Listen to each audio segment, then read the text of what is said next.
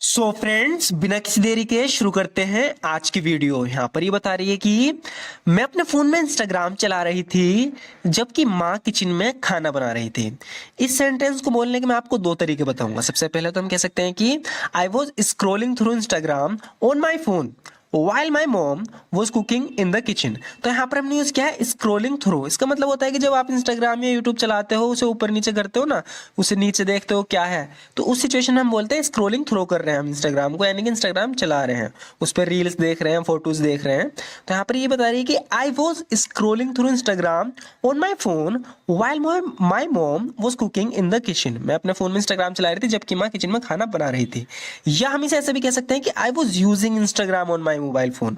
I was using Instagram on my mobile phone and my mom was preparing food in the kitchen। तो देखो ये दूसरा तरीका है बोलने का। I was using Instagram on my phone, mobile phone and my mom was preparing food in the kitchen। आगे देखते हैं। आगे बता रही है कि मैं फोन चलाने में इतनी मगन हो गई थी, यानी इतनी खो गई थी कि मैं ये भी भूल गई कि मुझे बर्तन धोने थे। इसकी माँ ने इससे बर्तन धोने को कहा था, लेकिन ये फोन चलाने के चक्कर में भूल गई। तो बता रही है कि I was so lost in using my phone. I was so lost in using my phone that I even forgot I had to wash the dishes। wash the dishes का मतलब होता है बर्तन धोना, या wash की जगह हम doing the dishes भी बोलते हैं, do the dishes। तो यहाँ पर देखो ये कह रही है कि I was so lost in using my phone that I even forgot I had to wash the dishes। मैं फोन चलाने में इतनी मगन हो गई, इतनी खो गई कि मैं ये भूल गई कि मुझे बर्तन धोने थे। इसे बोलने के एक दो तरीके और देखते हैं। हम ऐसे भी कह सकते हैं कि I was so lost in using my phone that I even forgot doing the dishes। तो यहाँ पर हमने वॉश की जगह doing the dishes का मतलब भी बर्तन धोना ही होता है। या फिर हम इसे थोड़ा एडवांस लेवल पे ले जाएं तो हम कहेंगे I was so engrossed in using my phone। engrossed मतलब उसमें पूरी तरीके से मगन हो जाना, आसपास का कोई ध्यान नहीं, उसमें खो गए बिल्कुल। तो बता रहे कि I was so engrossed in using my phone that I even forgot I had to wash the dishes। मैं फोन चलाने में इतनी खो गई थी, इतनी मगन हो गई कि मैं ये भूल गई कि मुझे बर्तन धोने थे। I was so engrossed in using my phone that I even forgot I had to wash the dishes। मुझे पता नहीं चला कि माँ का मूड खराब था, यानी ये मोबाइल चला रही थी, इसकी माँ किलस रही थी, गुस्से में थी। तो ये कह रही है कि I didn't realise that mom was in a bad mood. I didn't realise that mom was in a bad mood, यानी मुझे पता नहीं चला, रियलाइज नहीं हुआ कि माँ का मूड खराब था। I didn't realise that mom was in a bad mood. मैं इस बात से अनजान थी कि माँ बहुत गुस्से में है। कह रही कि I was unaware that my मोम वॉज वेरी एंग्री।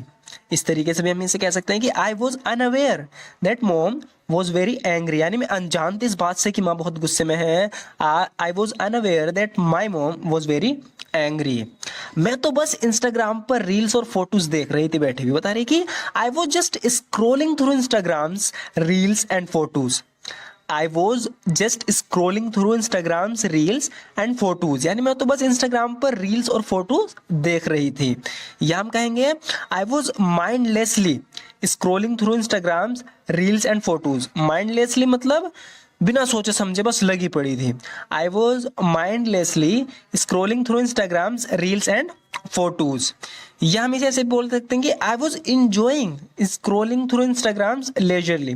लेजरली मतलब फुर्सत में, इत्मीनान से।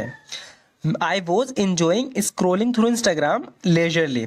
मैं इत्मीनान से, मज़े में, इंजॉय से इंस्टाग्राम को स्क्रॉल कर रही थी, यानी इंस्टाग्राम चला रही थी।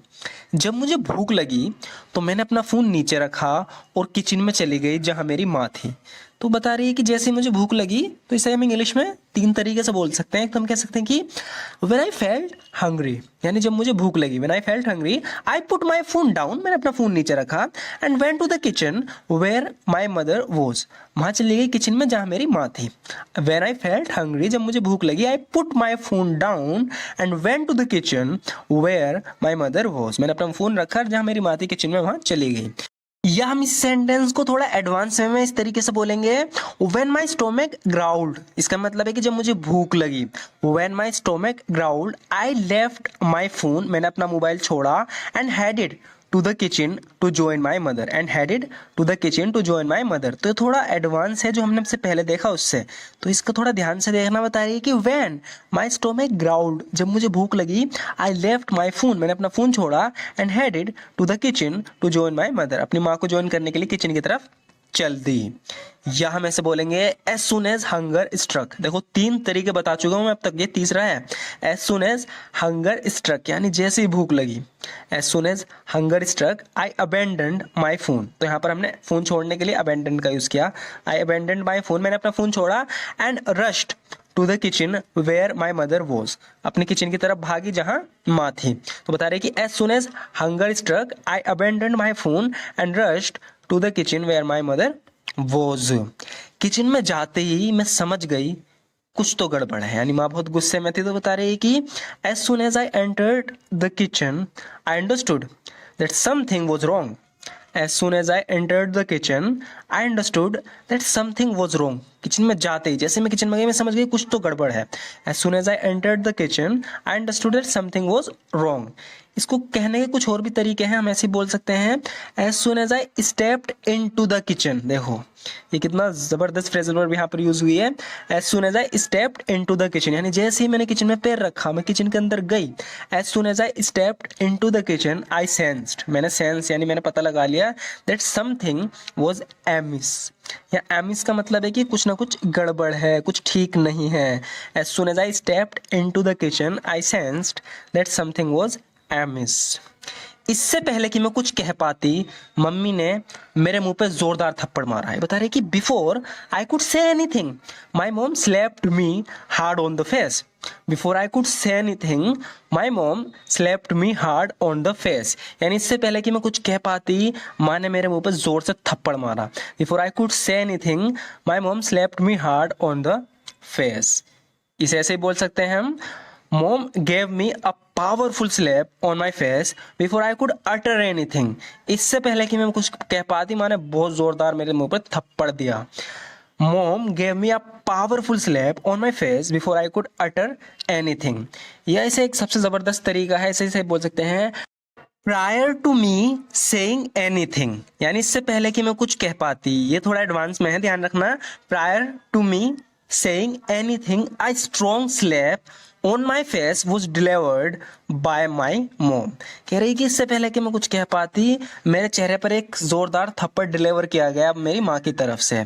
Prior to me saying anything, a strong slap on my face was delivered by my mom। Friends यहाँ पर ये बोल रही है कि मेरे पास समय ही तो नहीं है। इसे इंग्लिश में बोलेंगे time is what I don't have. Time is what I don't have. तो यहाँ पर ये किसी से कह रही है कि मेरे पास टाइम ही तो नहीं है, मेरे पास समय ही तो नहीं है।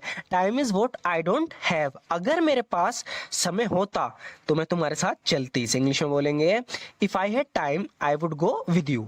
देखो यहाँ पे हमें पता है इसके पास समय है नहीं, लेकिन हम इस तरीके से बोल देते हैं कि अगर समय होता तो मैं तुम्हारे साथ चलती। हमें पता है ऐसा होगा नहीं, फिर भी हम बोल देते हैं कि अगर मेरे पास समय होता तो मैं तुम्हारे साथ चलती। तो इसके लिए हम सेकंड कंडीशनल सेंटेंस का यूज करेंगे। इसके पहले पार्ट में इफ वाले में हम सिंपल पास्ट का यूज करेंगे, जैसे कि हमने यहाँ क्या है, इफ आई हैड टाइम, अगर मेरे पास समय होता। फिर हम वुड का यूज कर देंगे I would go with you, मैं तुम्हारे साथ चलती।